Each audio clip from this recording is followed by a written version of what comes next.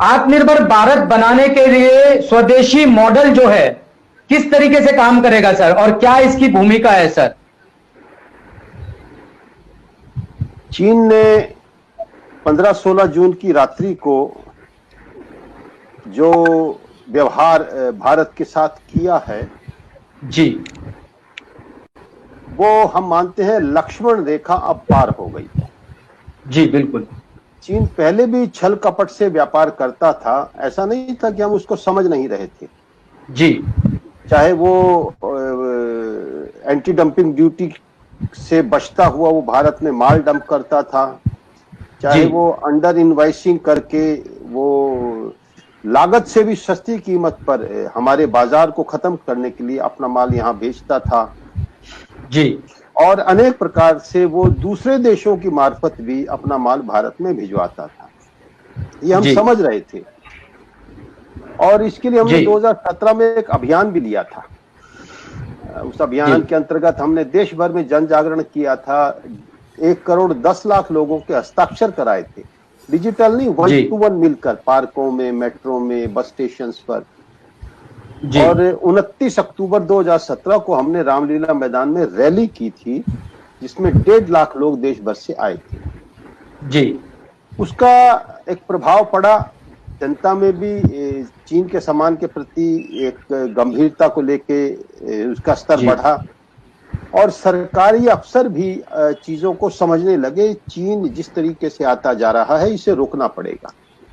तो हमारी रैली के बाद भारत सरकार ने 100 चीनी वस्तुओं पर, आइटम्स पर एंटी डंपिंग ड्यूटी लगाई जी। तो उसके छल कपट को हम समझ रहे थे।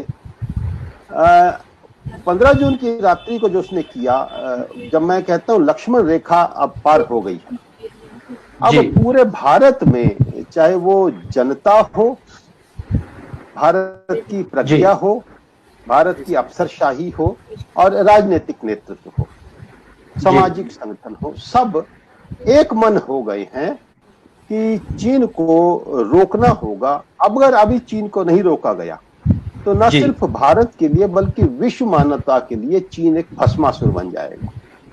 जी बिल्कुल। और उसके बाद हमने अभियान पहले से लिया। ये घटना तो 15 जून को हुई थी। हमने चीन को समझते हुए 20 मई से ये अभियान शुरू कर दिया था, स्वदेशी स्वावलंबन अभियान। जी। अब भारत सरकार ने भी कुछ कदम उठाए हैं, जैसे जेम के पोर्टल पर किस देश में माल वो बना है उस देश का नाम उल्लेख करना होगा। हमारे ब्यूरोक्रेसी में भी अब कस्टम पे सारे अधिकारी सतर्क हो गए हैं और आप जानते हैं जब अधिकारी सतर्क हो जाते हैं तो वो कोई ना कोई नियमों के भीतर ही अनेक प्रावधान होते हैं। तो बंदरगाहों पे चीन का माल अटका पड़ा हुआ है जी। और अनेक प्रकार से चाइनीज ऐप को बैन करने की बात चल रही है, हाईवे के ठेकों से चीनी कंपनियों को बाहर करने की बात चल रही है, BSNL के कॉन्ट्रैक्ट से वगैरह वगैरह। हमें एक बात समझनी पड़ेगी कि हमें चीन का मॉडल सूट नहीं करता। चीन का मॉडल चीन को भी सूट नहीं करता, वो शोषणकारी है। तो चीन में शासक वर्ग जो है वो भले ही लाभ में हो, लेकिन चीन की आम जनता भी त्रस्त है जी। हमें अमेरिका का मॉडल भी सूट नहीं करता, हमें भारतीय मॉडल की तरफ जाना पड़ेगा, क्योंकि चीन एक अलोकतांत्रिक देश है, हम लोकतांत्रिक देश हैं। तो उसके मॉडल में हम अपने आप को फिट नहीं बैठा सकते। वो किसानों की जमीनें छीन लेता है, वो मजदूरों से बेतहाशा उनके अधिकारों का हनन करके काम लेता है। तो हम लोकतांत्रिक देश, हम ऐसा नहीं कर सकते। अमेरिका का मॉडल देखें तो हमारे यहाँ सांस्कृतिक मूल्यों की एक विरासत है, बड़ी समृद्ध परंपरा है। अगर हम अमेरिका के मॉडल पे चलेंगे तो फिर हमें वो परंपरा छोड़नी पड़ेगी, हमें अपने परिवार छोड़ने पड़ेंगे। फिर माँ के हाथ के भोजन की जगह आपको प्रोसेस्ड फूड, पैक्ड फूड एक हफ्ते का घर में लाके रखना पड़ेगा। हमें अपनी तरफ लौटना पड़ेगा। और हमारा मानना है कि टेक्नोलॉजी और कैपिटल जी, ये हमारी जरूरत है, ये हमारी ताकत नहीं है। अमेरिका चीन की ये ताकत है, पूंजी और तकनीक, लेकिन हमारी ये जरूरत है। तो हमें अपनी ताकत पहचाननी पड़ेगी और जब आदमी अपनी ताकत पहचान के अपने जी पाले में आके जब जो दांव करता है अपने, जिसमें वो जी उसमें स्ट्रांग होता है, तो वो जीतता है। हमारी ताकत है हमारे गांव, जी हमारी ताकत है सुजलाम सुफलाम मलयज शीतलाम शस्य श्यामलाम मातरम। ये जो भूमि है जी पूरे विश्व में, ये भूमि को ऐसे नहीं कहा गया सुजलाम सुफलाम, इसके जी पीछे तर्क हैं, इसके पीछे आंकड़े हैं, इसके पीछे विज्ञान है। हिमालय जिसका किरीट है, सागर जिसके पैर पखारता है, ये हिस्सा भारत जो है ये विश्व का केवल 2% है जी भूमि, और इसमें 1% भूमि वो सिंचाई के योग्य है, कृषि के योग्य है। जी आप देखिएगा पूरे विश्व में अगर 100 रुपया जमीन है तो जी भारत जी के पास 1 रुपया जमीन है। उस 1 रुपया जी जमीन में जो कृषि योग्य है उसमें भी 3 हिस्से हैं। 33 पैसा है जहां कोई साधन ही नहीं है सिंचाई का, लेकिन जी भूमि बिल्कुल कृषि योग्य है। तो वहां हम जोहड़ तालाब वो कैचमेंट में आता है, जो कभी ना कभी जहां बारिश होती है, कभी ना कभी, जी तो उस वक्त हम जल संग्रह करके, लाखों तालाब पहले हमारे यहाँ होते थे। दूसरी भूमि है जहां वर्षा होती है, जी और बिल्कुल तीसरी हिस्से की भूमि है जहां एश्योर्ड इरिगेशन है, नहर है या ट्यूबवेल से इरिगेशन है वगैरह। तो 100 रुपया जमीन में से 1 रुपया जमीन कृषि योग्य है, उसमें भी 33 पैसा फुल्ली इरिगेटेड, रेन फेड और अनइरिगेटेड है। लेकिन हमारे जी पास विश्व का 18% मनुष्य है और विश्व के 20% मवेशी हैं। लाइफ जी स्टॉक सेंसस 2011 के अनुसार देश में 52 करोड़ मवेशी हैं, उनमें से 19 करोड़ 10 लाख गाय हैं, 10 करोड़ 80 लाख भैंस हैं, बाकी और। जी और ये धरती इतनी उपजाऊ है कि विश्व के सर्वाधिक एग्रोक्लाइमेटिक जोन्स 127 भारत में हैं। जी बायोडाइवर्सिटी भारत में है, हजारों प्रकार के बीज हैं और एक एक बीज की हजारों नस्लें हैं। बैंगन है तो 3000 प्रकार का, उत्तराखंड में जी चावल राजमा है तो 100 प्रकार की, तिल भी उगता है, ताड़ भी उगता है।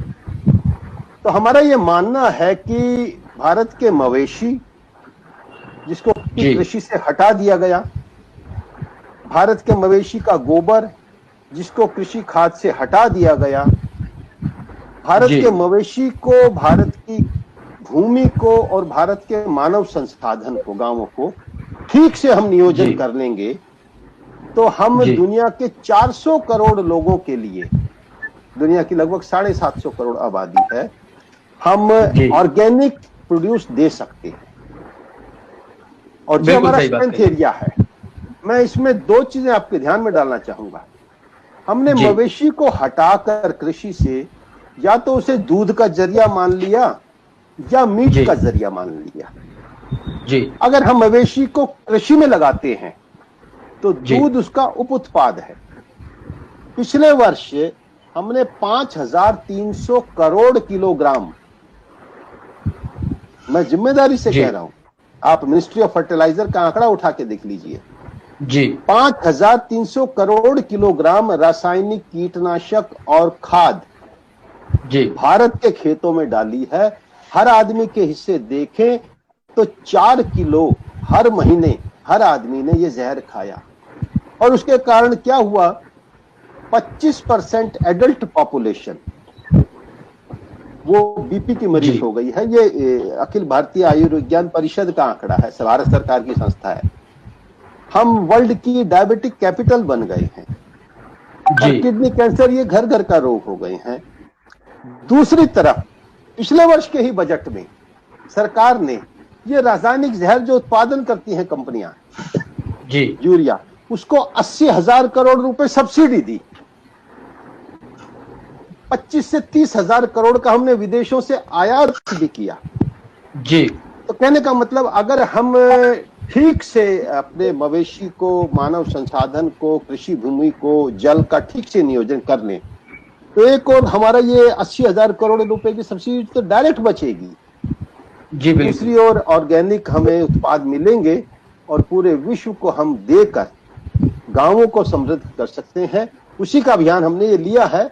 उसमें हम उसमें लगभग 10 लाख वॉलंटियर्स जुड़ गए हैं। हर जिले में 8 से 10 लोगों की हम टीम बनाएंगे और वो डिफरेंट एरिया के एक्सपर्ट होंगे। कृषि उपज को ऑर्गेनिक कैसे करना है, उसकी प्रोसेसिंग यूनिट्स वो वहीं लगे जिले में। जैव उत्पादों का प्रसंस्करण, टमाटर है तो चटनी बने, गन्ना है तो उसका रस कैसे वहीं पैक हो, वगैरह वगैरह। और उस जिले में जितने प्राकृतिक संसाधन हैं, कृषि के अलावा अन्य संसाधन भी होते हैं, खनिज वगैरह, तो जिला का कृषि और जिले के प्राकृतिक संसाधनों का उद्योग वहीं लगे। इसके लिए इस अभियान के अंतर्गत हर जिले में 8 से 10 युवकों की हम टोली बना रहे हैं। कोई ऑर्गेनिक फार्मिंग का एक्सपर्ट होगा, कोई उसकी प्रोसेसिंग यूनिट्स का होगा, कोई उसकी पैकेजिंग का होगा, कोई उसको फाइनेंस, भारत सरकार की जितनी योजनाएं हैं जो लघु उद्योगों को प्रोत्साहन देती हैं, किसानों को जानकारी नहीं है तो उनकी जानकारी और इंडियन इन्वेस्टर्स को भी उसमें आकर्षित करना कि पैसा लगाइए, क्योंकि अब कहीं धंधा नहीं है। अब व्यापार अगर होगा तो वो ग्रामीण भारत में होगा और फिर उसको ई कॉमर्स के द्वारा वर्ल्ड वाइड बेचना। ऐसे एक योजना के साथ हमने अभियान लिया है और गांव को खड़ा करेंगे। गांव खड़ा होगा और गांव अगर खड़ा हो गया तो भारत खड़ा हो जाएगा और भारत अगर खड़ा हो गया तो वो विश्व को भी रास्ता दिखा देगा। आज पूरी विश्व मानवता संकट में। आप देखिए ना, हमसे 8 गुना बड़ी इकोनॉमी अमेरिका, जी हमसे 4 गुना आबादी कम। अगर विकास का यही मॉडल है कि हमसे 8 गुना अर्थव्यवस्था बड़ी, आबादी 4 गुना कम, फिर भी कोरोना में हमने देखा वह भूखे लोगों की लाइन लगी थी फूड कूपन्स के लिए। बिल्कुल सही बात है। तो इस मॉडल से जब वो नहीं प्राप्त कर पाए तो उनकी नकल करके हम क्या पाएंगे? अपना बचा खुचा और खो देंगे। इसलिए हमें वापस गांव की तरफ लौटना पड़ेगा। इसी अभियान को हमने लिया। तो दीपक सर, जाने से पहले ये जो स्वदेशी अपनाने की मुहिम है, इसके लिए जनता को क्या आप आह्वान करना चाहेंगे सर?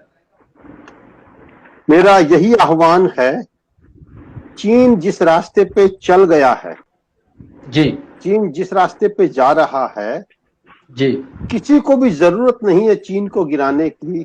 चीन स्वयं नष्ट होगा। जी चीन को अगर हम देखें तो चीन का इंटरनल डेट वो उसके जीडीपी का 283% हो गया है। जी भारत का वो 130% है अभी।